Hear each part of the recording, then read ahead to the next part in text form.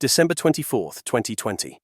While millions of British families sat alone on Christmas Eve, separated from loved ones, something was happening at Labour HQ that's about to shock you. Picture this. Empty streets across Britain. Children waving to grandparents through windows. NHS workers collapsing after double shifts. And in a quiet office in London, Sir Keir Starmer was getting voice coaching lessons. Let that sink in. This is the same man who stood in Parliament, pointing fingers at Boris Johnson. The same man who said, and I quote, "Those who make the rules must follow the rules." The same man who promised to resign if he broke lockdown rules. But here's where it gets interesting.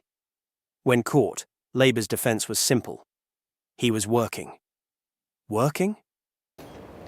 Well, no, the full list of those that were allowed to be working were frontline health workers, which are doctors and nurses, teachers and social workers, key public services, government workers, food production workers, public safety workers, air and rail transport workers and utilities. So where do you think the voice coach fits on that list?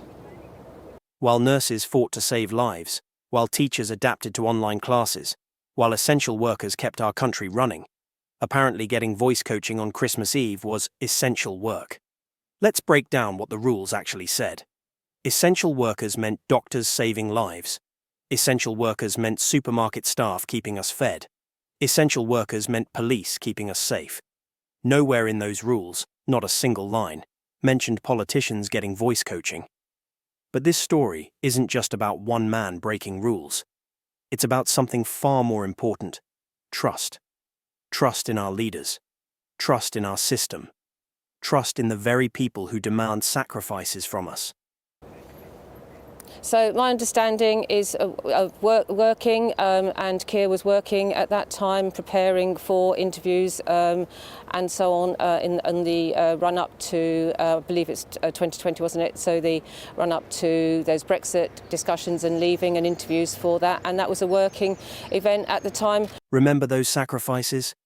People missed final goodbyes with dying relatives. Couples postponed weddings.